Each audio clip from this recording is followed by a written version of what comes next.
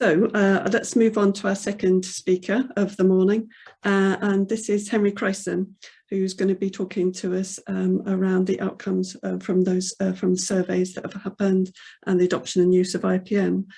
So Dr. Henry Creissen is an applied plant pathologist and integrated pest management expert at Scotland's Rural College.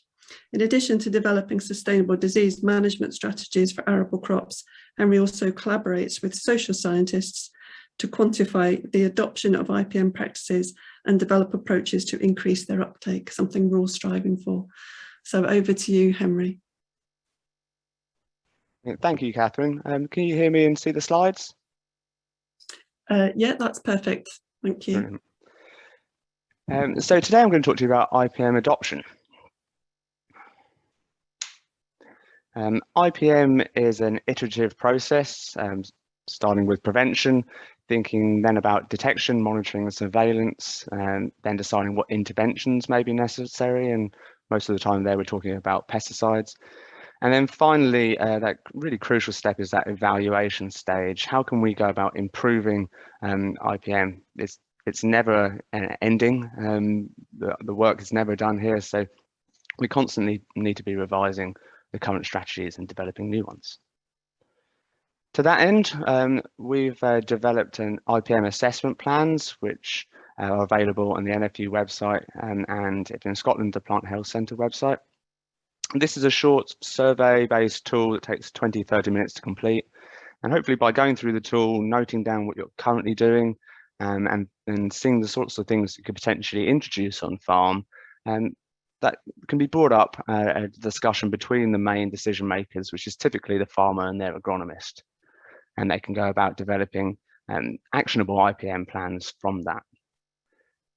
It also allows farmers to baseline their IPM uptake, because they'll receive a score out of 100. This was a scoring system developed by expert opinion of mostly agronomists and farmers, but some researchers as well. And the idea being that you can use that score and put plans into place to hopefully try to increase that score year on year. It also serves as a very good data collection tool for us and helps us identify what are the current issues and topics that require further research and knowledge transfer and exchange activities. So to date, we've had over 5,000 plans completed. As you'll see from the table, the majority of those are arable, indicating that we need to do a bit more to engage with the grassland sector. It's still a key component of grassland management, managing weeds in particular. So we do need to be sort of bringing them into the discussion as well. At the moment, it can be regarded as a bit of an arable or horticultural thing and less of a concern for livestock farmers. You'll see, looking at distribution of scores, there's a wide range in terms of levels of IPM being adopted. But we feel like we've captured the variation that exists within the population with these metrics. So we can start looking at the differences and what makes a good IPM performer. So one of the first things we can look at is national differences. You'll see here the majority of the samples are from England and very few are from Northern Ireland and Wales, indicating that for those two countries, we need to be taking the results with a pinch of salt. But statistically speaking, England is performing better than Wales and Scotland. Even though the difference is only about sort of 10 IPM points, that is a significant difference. So why? We can start delving into the reasons for that. So one of the questions we had, it was sort of a proxy for rotations, looking at the amount of land under continuous cereal production. If you look towards the right of the chart, those with no land under continuous cereals, there's a much higher proportion of those in, say, England and Wales than there is, say, in Scotland. In Scotland, maybe about 70% of farmers have no land at all under continuous cereals, and that number is nearer 85–90% if you look in England. And if you look at the other end of the chart towards the left, you'll see that particularly in Scotland, a good chunk of those farmers have up to a quarter of their land under continuous serial production. And there could be many reasons for this. The desirability of spring barley malting contracts in Scotland is perhaps urging some farmers to, on the light soil that they have on farm, to maximise spring barley production there. So there may be more spring barley sort of continuous cultivation on those fields. Similarly, if fields are particularly heavy in their soil, they may be much more suitable for growing wheat. So it could be that continuous wheat on that really heavy land and high rainfall areas, more in Scotland than in England, generally speaking. Then that practice would be more desirable there. Looking at soil cultivations, if you look to the centre of the chart, you'll see that regular ploughing is definitely the preferred choice in Scotland.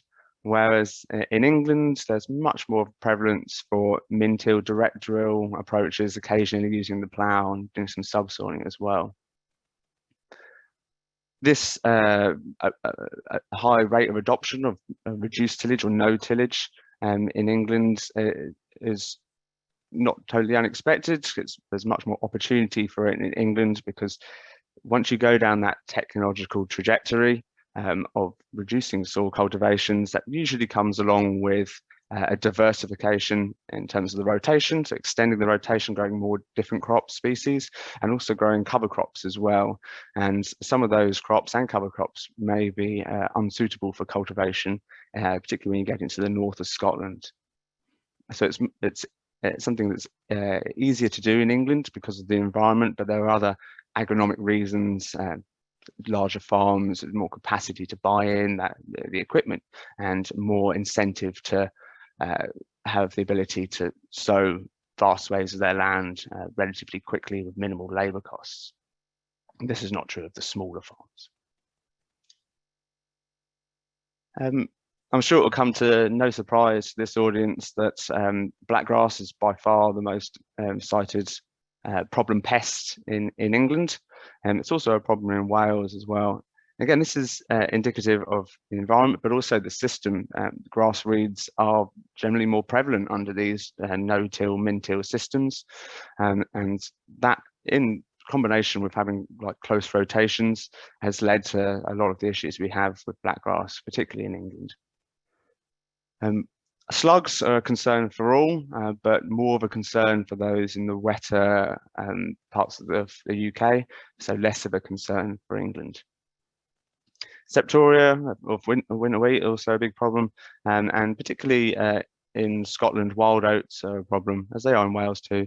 This is, again, not totally unexpected, indicative of the cropping system up there, much more oats grown for human consumption, so it makes sense that wild oats are more of a perceived threat to production. When looking at preventative measures, focusing on weeds here, if you move to the right of the chart, you'll see that stale seedbeds are quite commonly adopted in England and Wales, whereas they're not in Northern Ireland and Scotland. This, again, is indicative of the environment in Scotland, and particularly as you move further north in Scotland. And the time between harvesting one crop and sowing the next crop is very small. There's less opportunity to conduct stale seed beds compared to, say, if you were in the southeast of England. Also, because of the issues in blackgrass in England and Wales, it makes sense there, because part of their IPM strategy involving stale seed beds to get on top of the weed problem. So the system has created a pest problem, and then the system is adjusting to try to alleviate that problem. By understanding these sorts of differences in approaches, and we can actually refine this to more of a regional scale, we can better direct our research. And so, for instance, in England, it may be more advisable to conduct as many of the field trials as we can on IPM under reduced or min-till or no-till situations. And whereas the opposite is true in Scotland, it would be better under the plough to make it more locally relevant. And the knowledge transfer that comes along with that should also be more locally relevant. Some of the issues that came up earlier about higher level guidance and KTE programs at sort of national level, I'm I agree with some of the comments around that. I think we need to be thinking more about localization of the R&D and also of the KTE activities. I'm not going to talk about the other preventative measures concerning diseases and insect pests there, other than to mention the other key finding was that broad spectrum insecticides are much more widely used in Scotland than they are in England and Wales. Again, that could be indicative of the type of system. Under no-till, reduced-till systems, more crop diversity often comes along with that. There's more biodiversity, there's more habitat for pollinators, predators. So there may be less of a need for insecticides. And if we're trying to encourage those beneficials, using broad-spectrum insecticides is going to hamper that goal, that ability to achieve that goal.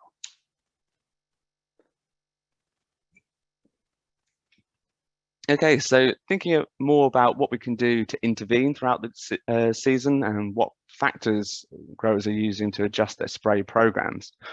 Looking at sector differences now, so leaving out national differences aside, we can see that for the arable folk, they're heavily relying on basis qualified agronomist recommendations, then weather conditions, field scouting, so observe levels of pests in the field, and also things like growth stage of the crop and resistance management, which is all encouraging stuff to see. It's all the things we want to have high influence over spray programs, whereas calendar date and advice of other farmers in the area is much down the lower end of the scale. We don't want people to operate fixed programs like sowing, doing a certain practice on certain dates, and we also want people to make their own independent decisions and not just look over the hedge and see what their neighbours are doing and respond accordingly. When looking at grasslands, we can see same sorts of things are coming through. Weather conditions and forecasts being the highest influence, and also observed levels of pest. The pest under consideration here, the type of pest is weeds for grasslands, and the growth stage of those weeds are particularly important. The qualified advisor recommendation is still having a high influence, but not as high as it was for the arable farmers, indicating that perhaps when advisors are called onto grassland farms, their time is taken up, their focus is more on the livestock rather than the crop health. So what are the best performers doing and what can we learn from them? So we split the group into the top 25% of farmers and the bottom 25%, so the upper and lower quartile, and looked at the differences. The red line is the maximum score achievable for that particular question as designated by the expert opinion informed metric. You'll see that preventative measures are much more widely adopted by that top 25% of farmer. They're using many more practices to try to prevent the introduction and spread of pests on farm. Also, they're considering many more factors when planning for IPM. This makes sense. IPM is a holistic approach to pest management, which aims to maximize profitability and productivity whilst minimizing the negative impacts of production on the environment. So the more things considered when planning for IPM, thinking about previous field history, any changes in the efficacy of plant protection products, cost-benefit analysis, position and rotation, all these sorts of things should be used to inform the IPM decision-making. When looking at grasslands, the same sort of thing. Again, in the preventative measures, there's many more adopted by that top 25% of farmers. And again, planning factors as well. What you'll perhaps notice here is that there's quite a big gap between the maximum achievable score for planning and the levels that are being practiced by the top 25% of farmers, indicating that, according to the expert opinion anyway, those top 25 should still be considering more things when planning their weed management strategies. So we also looked at all of the other information that we had on the farm business and the farmer, and looked at what else might be driving IPM score up. And one of the most striking findings we had was the strong, significant relationship between amount of land and IPM score for arable farmers. And this is a logarithmic scale here, so this is a really strong correlation. But again, not totally unexpected. Those larger farms have got more capacity to rotate crops, more fields, different soil types, things like that. And they've got more capacity to buy in machinery or buy in labour, allow them to adopt further IPM practices. But they're also more likely to buy in advance or even have an in-house agronomist that's really spending a lot of time thinking about IPM and the best management strategies for that farm. This relationship did not hold true when we're looking at grassland, whether looking at all of the grassland together or separating it out into different types of grassland. So there's no increase in IPM score associated with an increased size of the grassland area. Okay, so that's something we can't really change. There's other surveys we've done have shown that there's an increase in IPM score as we increase the level of education of the farmer. And also sometimes it comes out, depending on the different group we're looking at, and there's an increase in IPM score with reducing farmer age. The younger farmers, sometimes anyway, seem to be achieving higher IPM scores. Those things are hard to change, but one thing that is certainly within our grasp, the people on the call today, is effective knowledge transfer and exchange. So one question we asked was, how familiar are you with IPM on a 1 to 5 scale, from not at all to very familiar? And you'll see, whether you're looking at grassland or arable, there's a strong correlation here. As you increase familiarity, perceived familiarity with IPM, you also increase IPM score, and that makes sense. People are not going to implement IPM practices without first educating themselves on those practices.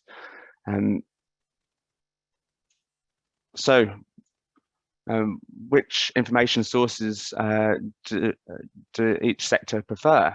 So this is just looking at the top information source, and you'll see the red block indicates agronomist that's employed by a distributor, and those the green block above it, the independent or in-house agronomist. And you see for arable, whether it's distributor agronomist or independent agronomist, have that sort of equal share here.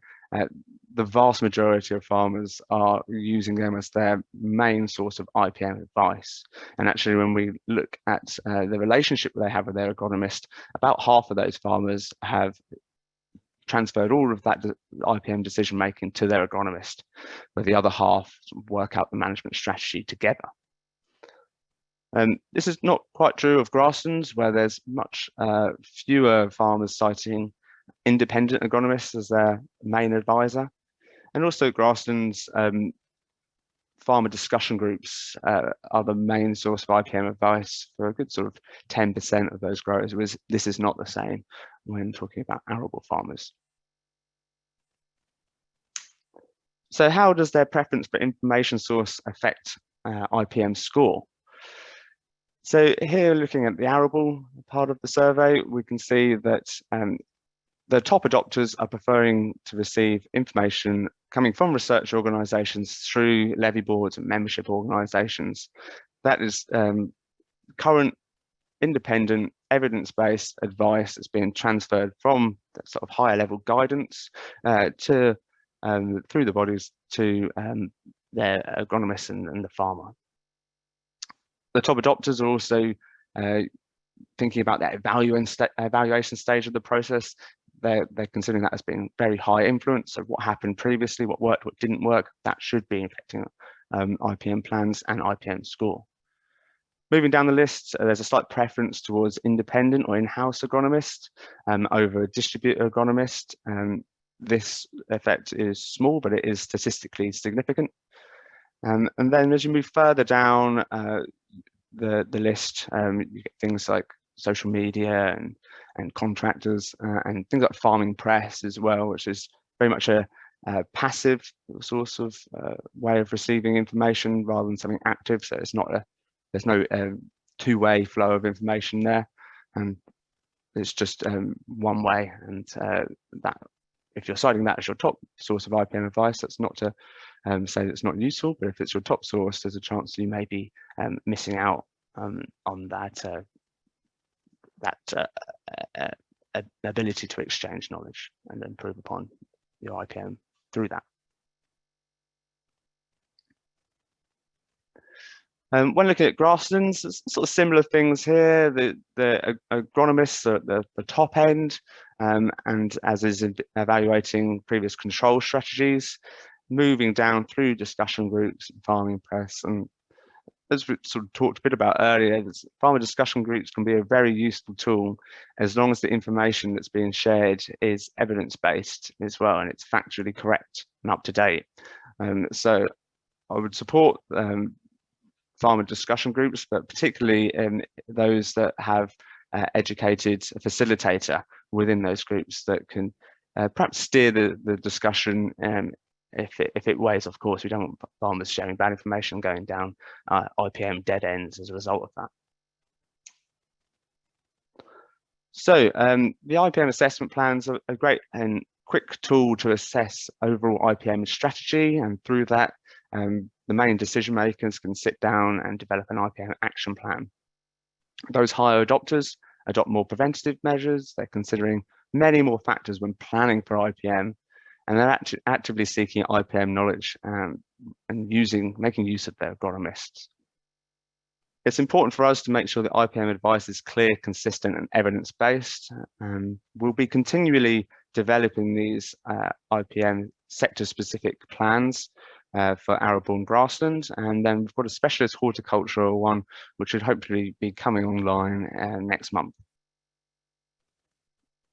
So that's the higher level sort of IPM strategy, IPM plans, but IPM works at various different scales, from the landscape right down to the specific crop pest interaction.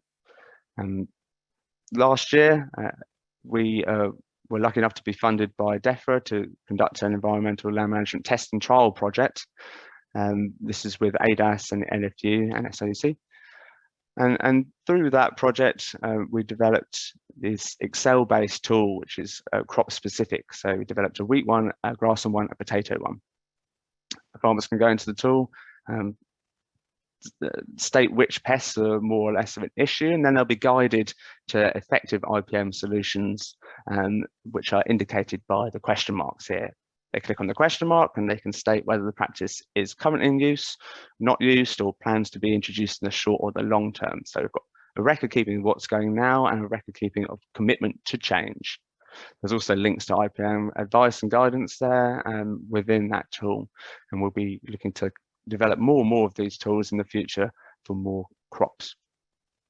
This is what sits behind the tool, the sorts of work that goes on, where we're doing literature reviews and using expert opinion to evaluate the effectiveness of particular pest management strategies for particular pests. Through this process, we also will look at the strength of evidence, economic importance, ease of implementation, speed of impact, current use and potential use, which I think is really interesting. So if there's something that's highly effective and it's easy to implement, all these sorts of things, there's good strength of evidence for it. But there's a big gap between current use and potential use. It perhaps indicates we need to be promoting that particular activity for that particular pest crop combination. Similarly, if there's high effectiveness and quick speed of impact, ease of implementation, things like that, but low strength of evidence, then that indicates we need to be investing in research in that area to provide that evidence. So that process only takes sort of 1 to 2 hours. It allows farmers to create land management plans and records current implementation and commitments to change. Through that project, we also did interviews to look at sort of behavioural barriers to IPM uptake, which were highlighted as being economic, perhaps no surprise there, lack of knowledge or understanding of IPM, and mindset and habits. So hopefully if we can introduce economic incentives and couple that with targeted IPM advice, and particularly perhaps supporting the agronomists who are delivering a lot of that advice a bit better in the future, that could hopefully lead to a change in mindset and habits and encourage IPM uptake across the board. So we've got a good tool, the IPM Assessment Plans, to assess overall strategy. You can benchmark yourself and hopefully take steps to improve your IPM score over time.